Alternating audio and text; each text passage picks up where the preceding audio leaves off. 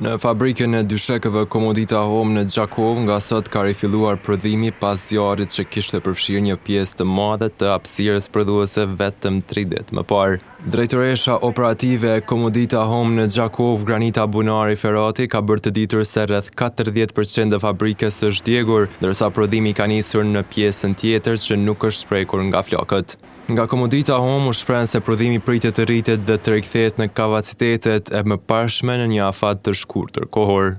Sot pas domit të cilin që kemi kalu, ku janë dëmtuar rreth 40% të hapësirave totale prodhuese, prej mëngjesit të parë pas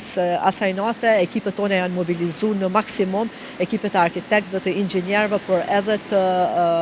teknologëve në mënyrë që të bëjnë riorganizimin e hapësirave këto që i kemi në dispozicion, makinerive, organizimin e safit në mënyrë që të riaktivizojmë prodhimin, e cila është arterja jonë kryesore e fabrikës, normalisht me kapacitete shumë më të vogla, po me një plan konkret për rritje sa më të shpejtë të kapaciteteve. Bunari Ferati shtoi se nga zjarri janë djegur edhe dyshekët që kanë qenë të gatshëm për treg, por theksoi se kjo situatë do të kuptohet nga konsumatorët. Sigurisht që presim mirëkuptim prej bashkëpunëtorëve tonë edhe do të rikontaktojmë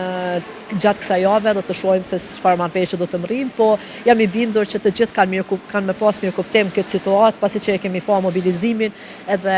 gatishmërinë e njerëzve dhe bashkëpunëtorëve qysh prej asaj nate kur ka rënë zjarri.